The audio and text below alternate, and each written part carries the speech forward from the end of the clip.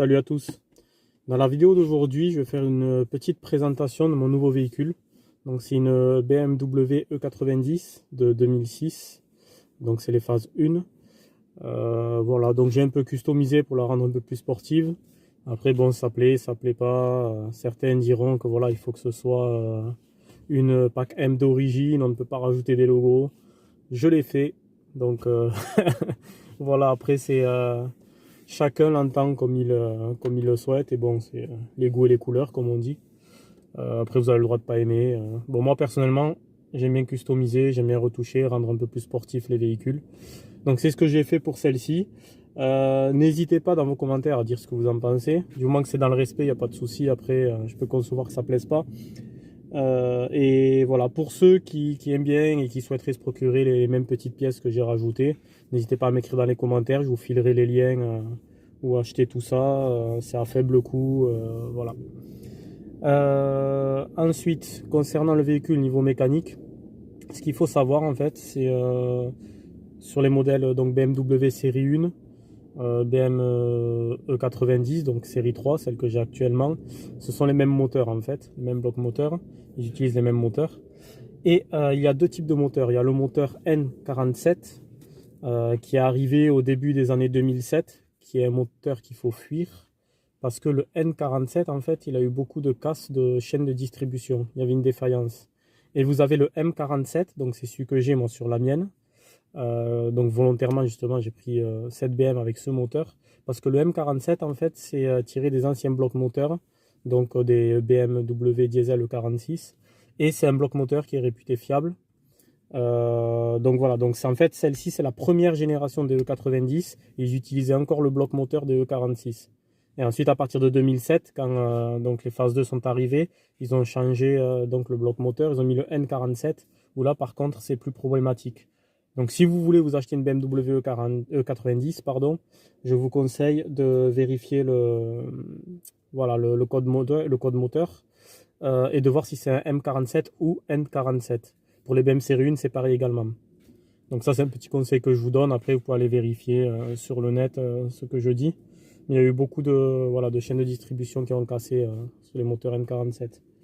Voilà. Bon, moi, sur celle-ci, comme d'habitude, quand je récupère un véhicule, voilà, je fais le checkpoint, je fais un peu tout le tour. Donc là, j'ai refait disque et plaquettes. C'est pas très compliqué, donc c'est assez simple. C'est comme pour tous les véhicules. Vidange également. Et là, je vais faire la vidange du pont, du coup, que j'ai pas encore faite, mais je vais faire une petite vidéo pour vous montrer. Voilà, donc on passe à la présentation. Je vous laisse regarder tout ça. Donc déjà pour l'intérieur, on a ce volant 3 branches. Alors ce que j'ai fait moi en fait, voilà, j'ai rajouté ces petits inserts en carbone là, qui sont prédécoupés normalement à la taille, que vous rajoutez aux extrémités du volant. Ça donne un petit look sportif. J'ai rajouté le petit logo ici, M également. Bouh, c'est pas une pack M. Et ouais, mais bon, je l'ai rajouté quand même. J'ai rajouté ce petit liseré là qui se colle couleur bleue, donc qui est pile à la dimension du cerclage qui entoure le logo BM. Voilà, j'ai rajouté également, on peut le voir ici, le petit logo M ici. Ça, c'est des petits logos qui se collent directement en fait. Hop, on a là à l'intérieur. Bon, des petites bandes, enfin des petites choses assez discrètes. Voilà ce petit contour en carbone avec les couleurs pack M. Voilà, bon après je suis resté quand même assez sobre là sur le pommeau également, mais bon le pommeau on peut acheter directement des pommeaux avec les bandes et tout, enfin il existe tout maintenant.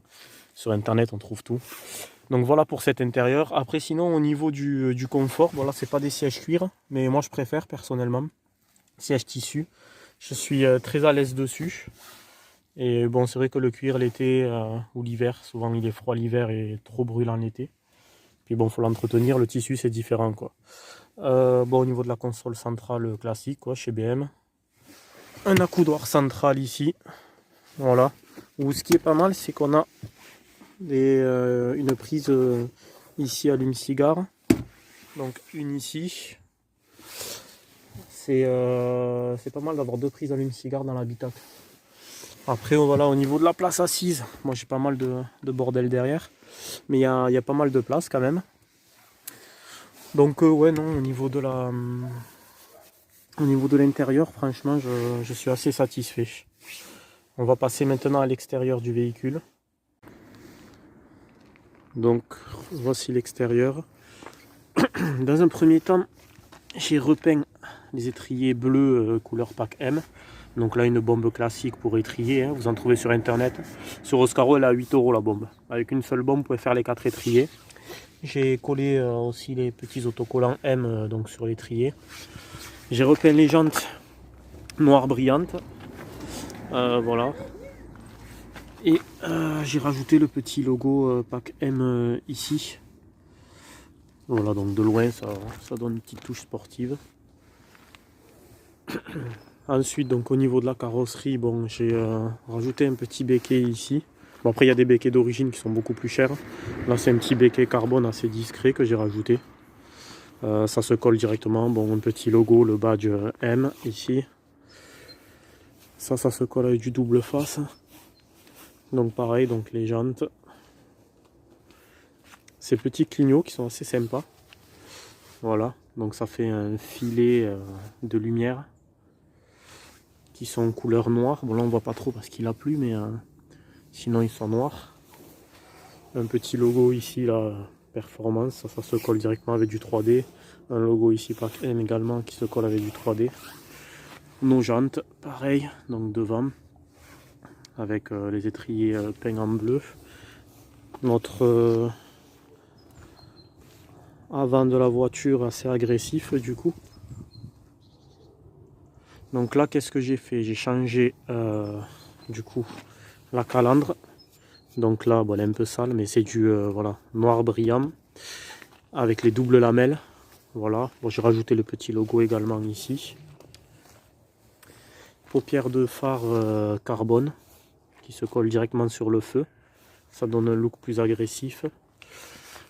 J'ai rajouté là aussi du carbone, donc ça se colle directement sur la carrosserie, c'est le même principe que l'aileron arrière, c'est le même produit d'ailleurs. Après on peut le couper, on peut faire comme on veut. Logo performance ici, donc voilà, ça rabaisse un peu le véhicule du coup. Je vous le montre sous cet angle. Voilà, j'ai rajouté des aérateurs aussi là sur le capot pour donner un look sportif. C'est des factices bien sûr. Il y en a qui vont plus loin et qui coupent le capot. Bon, je ne l'ai pas fait. Et voici donc le compte rendu. Les vies teintées étaient déjà teintées quand je l'avais acheté, donc ça c'est un plus.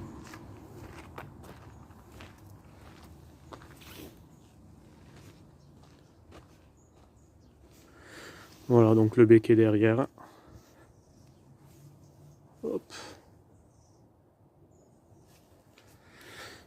Donc voici cette petite présentation rapide. Voilà, donc laissez vos commentaires. Dites ce que vous pensez, vous aimez pas. Chacun a ses goûts. Après voilà, après toujours dans le respect. Voilà, moi j'ai fait le choix de la customiser, bon, de manière un peu sobre. Après vous pouvez dire les éléments que vous aimez pas, que vous retiriez, que vous garderez. Voilà. Ben écoutez, je vous dis au prochain tuto. Et du coup je vous invite également à suivre la vidéo que j'ai faite juste avant sur circuit, notamment où j'ai essayé la Lamborghini Huracan et ça marche énormément, c'est du 610 chevaux. Voilà, j'en suis loin avec ma BM. Voilà. En espérant que cette petite vidéo vous aura plu. Voilà, donc n'hésitez pas à laisser vos commentaires, à réagir, à aimer la vidéo si vous avez aimé, à ne pas aimer si vous n'avez pas aimé. Après en soi, il n'y a pas de souci. Et je vous invite également à regarder la vidéo que j'ai faite juste avant, où voilà, j'ai testé une Lamborghini Huracan de 610 chevaux sur circuit. C'était vraiment pas mal, vraiment intéressant sur le circuit de Nogaro. Je vous invite à regarder cette vidéo et si jamais il y a pas mal de vues, je referai une autre vidéo et j'irai tester cette fois-ci une Ferrari. Je vous dis au prochain tuto. Salut!